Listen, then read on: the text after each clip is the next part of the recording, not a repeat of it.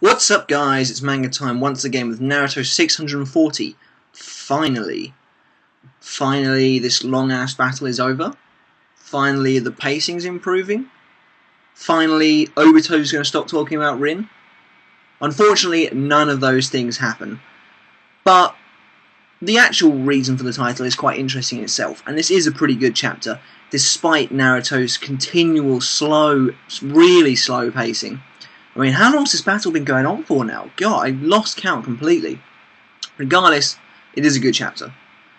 So, it starts off with, where it left off in 639, which is Juubito attempting to kill Sasuke and Naruto. Now, I have to admit, this beginning bit really kind of confused me. The art was kind of confusing. I wasn't too sure what happened. I think Naruto gets Sasuke and Minato out of the way before Juubito kills them all. I think. But, yeah, that was really kind of confusing. But anyway, you know, Minato's happy to see that Naruto is able to keep up with Sasuke.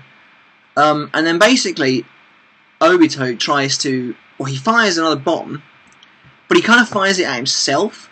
And there's an enormous explosion. To be honest, I'm not entirely sure why he's doing this. I think it has something to do with what we see later on. But it's actually quite interesting because as he hits himself, he starts like morphing, and as he morphs, Minato has like these kind of flashes of, I mean, it's Naruto. There's got to be flashbacks in there somewhere, and he has like these flashes of Obito saying he wants to become Hokage yet again. But I have to admit, despite its repetitiveness, it's actually quite effective. It's far more effective than hearing Obito muttering Rin for the umpteenth time. But, yeah, so Minato, he's kind of like, he wants to kind of save Obito. So what I think is happening is there's like a struggle between Obito and the Juubi for control of his body.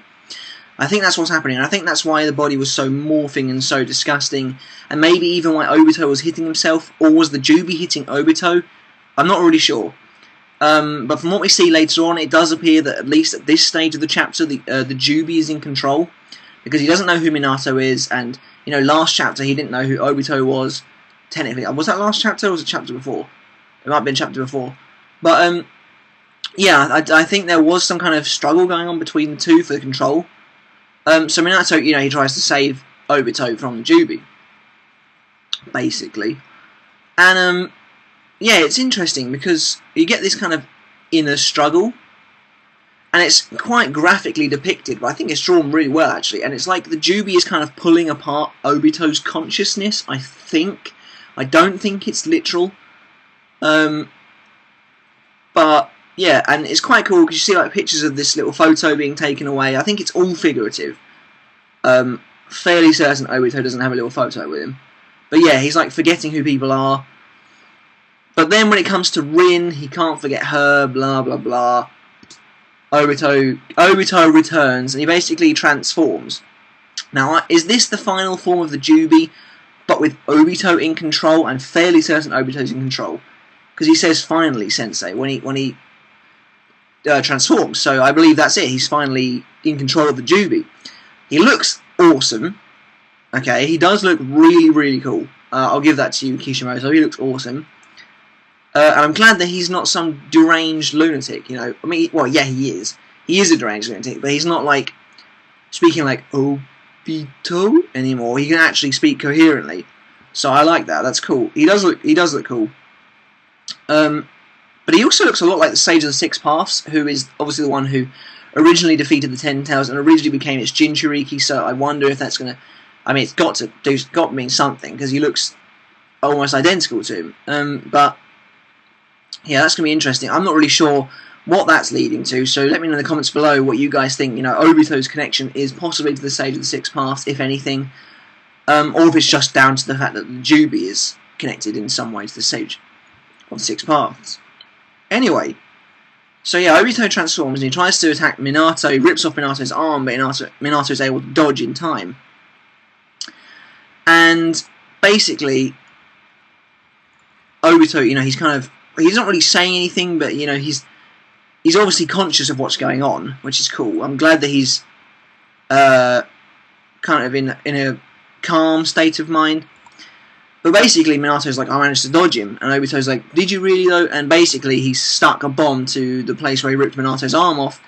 The bomb detonates, or about to detonate, and that's the end of the chapter. So yeah, even though the pace is still horrifically slow, I have to say I really did like this chapter.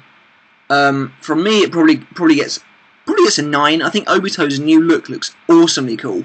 It's the coolest he's looked since he took off Toby's mask. Definitely the coolest he's looked since then. There are some interesting points to make, like how I think it's Minato or it's the giant frog, whose name I can't remember.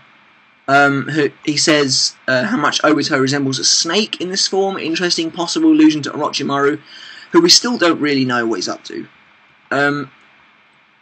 But yeah, I thought this was a good chapter, actually. I really liked it. So 9 out of 10 from me. A bit weird you don't see any of the other... I mean, Sarutobi got wasted, didn't he? I can't remember what happened to Tobirama. I think he's still just in half. And obviously Hashirama's fighting Madara. We don't see any of that in this chapter. And I think that's one of the biggest issues that Kishi's got at the moment, is he's got too many characters in one spot. So you go through entire chapters with, like, barely seeing or never seeing certain characters. And you're supposed to expect they're doing what? I don't know, fighting fodder the whole time? I don't know. I mean, like, what's going on with that? So, yeah, that's interesting. But, I really enjoyed the whole, the metaphor of Obito being pulled apart by the Juubi. And then he manages to stitch himself back together. His form looks epically cool. And yeah, I was just impressed. And I think there are some good action panels, some good... Just the art gets better kind of as the chapter goes along. As far as my panel of the week, it's got to be the panel of Obito's new form. It does look very cool. Although I will say that the final panel of the bomb about to detonate also looks awesome. The lighting there is really good, especially on like Sasuke, because you can properly see the lighting on him, and I think it looks really great. What do I think is going to happen in 641? Well, they're obviously not going to die. Maybe Minato will take the entire blast, because he is, of course, Edo Tensei, so technically he'd be alright if he took the full blast. I can't see Naruto or Sasuke really getting hit. But yeah, I can possibly see Minato taking the full blast. Let me know in the comments below what you think is going to happen next week. What do you think of Obito's new form? There's not a comment of the week, because obviously this is the first Naruto review I've done in months. But yeah, let me know what you thought of the chapter below. I'm going to drop a 9 on this one. It was a good chapter. I did enjoy it. So yeah, that's it for this week, guys. And I'll see you next week for another Naruto. Oh, and yeah, if they eventually translate this Bleach daggers thing that's been uploaded, I don't know, it's like 4 pages worth of info. If it turns out to be something interesting, now I'll probably do a video on that. So come back for that in the next couple of days, I suppose. But yeah, that's it for this week's review, guys. 9 out of 10. Let me know in the comments below what you thought.